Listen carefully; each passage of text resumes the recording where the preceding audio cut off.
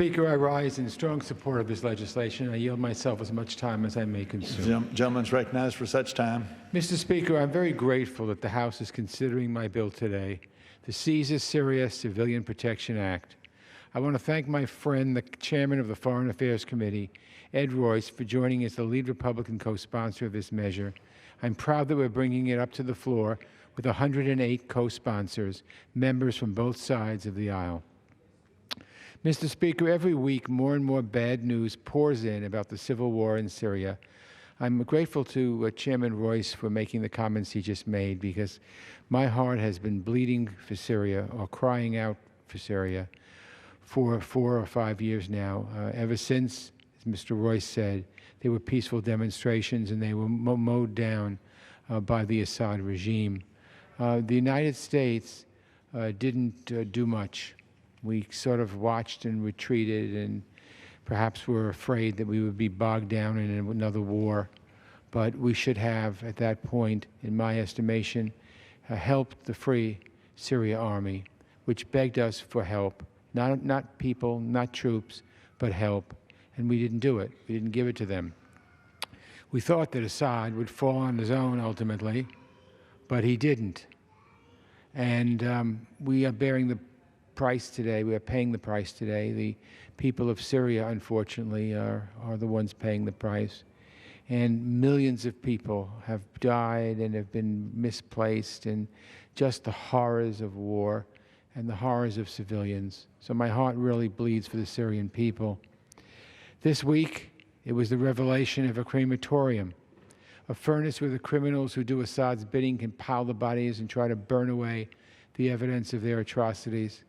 Also this week, Russia announced that they'll work with Iran, Iraq, and Assad to open and secure a road from Baghdad to Damascus. And what that really means, Mr. Speaker, is a road from Beirut to Tehran in Iran, a permanent Iranian foothold right in the Middle East, a permanent Iranian foothold right on Israel's border, a permanent Iranian foothold to do mischief and the usual nefarious things that the Iranian government does. This crisis has been burning out of control for 6 long years. I was an early vocal supporter, as I mentioned before, of arming the moderate Syrian opposition. I thought we should have done much more to help push Assad out of power and help the Syrian people chart the course for their country's future.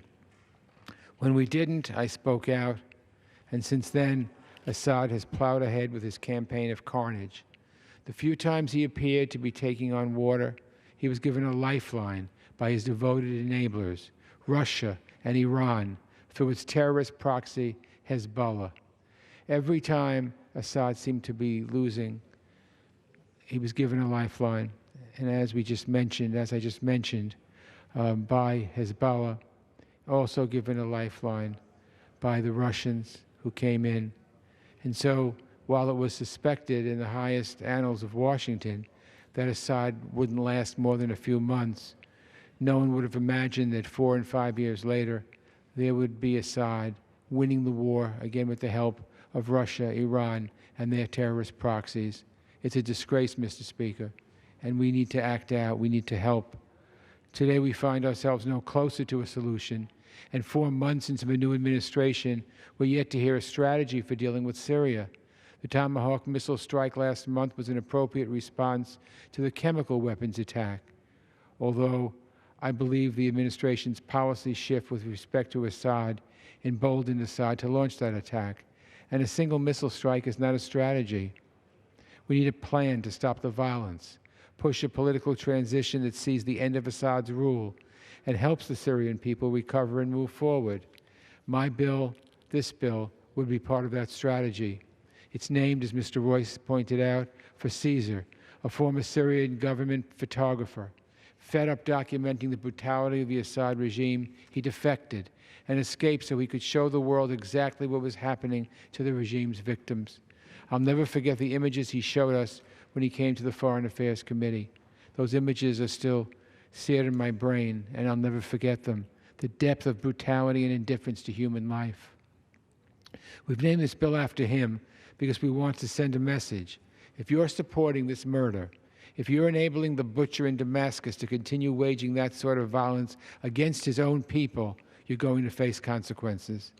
This bill would sanction anyone who provides material support for the Assad regime. We want to go after the actual hardware that keeps his war machine running, the planes and bombs that terrorize the Syrian people, and the spare parts and oil that keep everything running.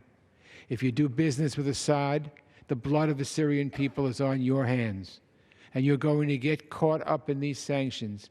And yes, that means Iran and Russia. If conditions on the ground changed and negotiations were in sight, it might be useful to dial back these sanctions in order to help end the violence. So we've built in some degree of flexibility. The measures are tough, but we don't want them to be a roadblock to peace.